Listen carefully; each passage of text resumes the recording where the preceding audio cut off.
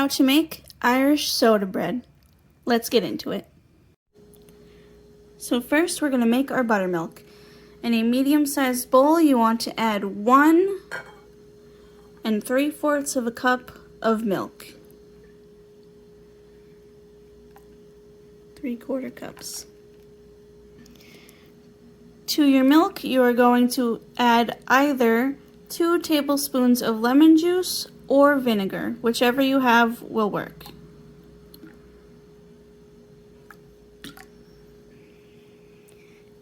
Give this a good stir with a fork or a spoon and put this aside for about 10 minutes. Now in a large bowl, we are going to add 3½ cups of flour.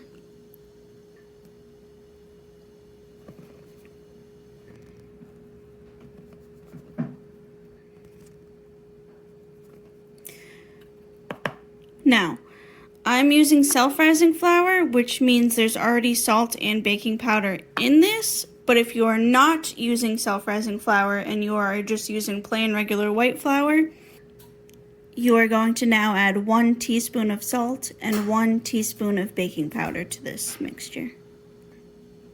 Otherwise, now we can move on to the rest of the recipe.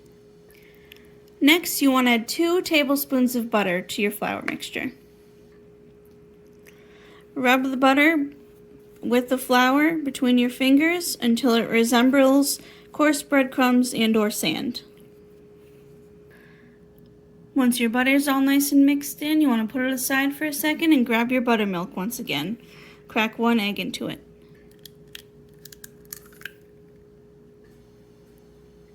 Whisk your egg thoroughly into your buttermilk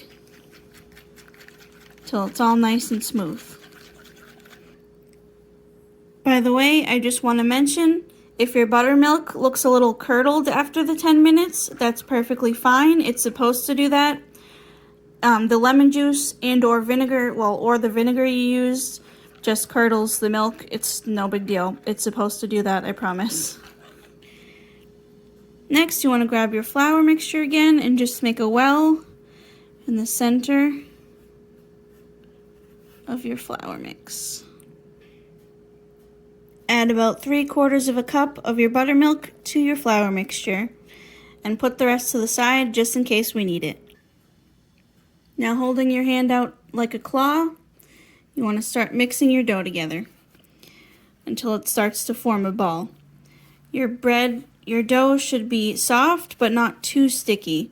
If you need to add more buttermilk, feel free to add a little bit more buttermilk. That's why we made so much extra, since flours in different places react differently.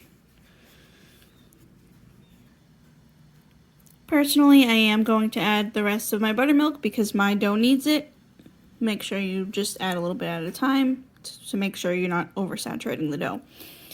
Also, keep your now empty bowl because we're going to use the rest of whatever's left in this bowl in a minute.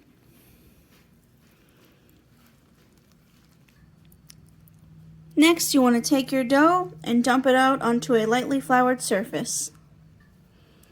Knead your dough just for an extra minute or 2 to make sure everything comes together fully, and then pat it out to an 8 by 8 inch round.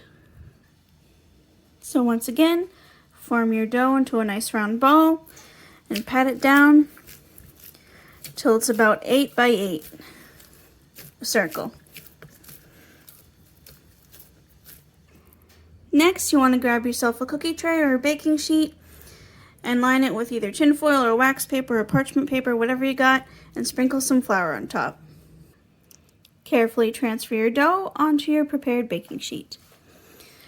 Next, you want to cut not all the way down to the bottom, but maybe like halfway through, across in the center of your dough. So just straight down, straight across.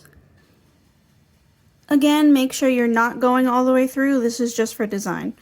Next, you want to just slit a hole in each quadrant, or a slice. It doesn't have to be a hole.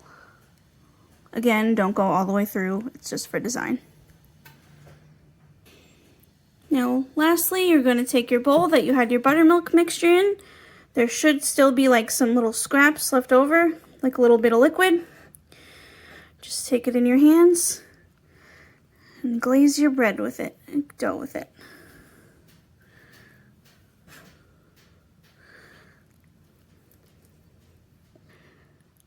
Make sure you try to also let it seep into the crevices you made, the slits you made as well. Make sure it's nice and glazed. So these slits aren't just for design, they're also vents, so your bread has steam and it makes steam and it lets everything rise properly. Now you want to start baking your bread off at 425 degrees for starting off at 15 minutes. I'm saying starting off because we're going to adjust the time and temperature afterwards. So after 15 minutes, you want to put your oven down to 400 degrees and bake it for an additional 30 minutes.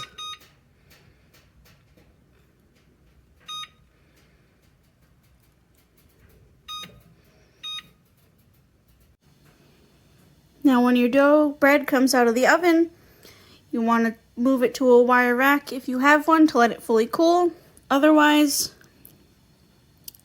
maybe every 20 or 30 minutes you want to flip it upside down and flip it right side up just to let the air flowing and the moisture moving. You're going to have to flip it over at least once anyway to check to see if it's done.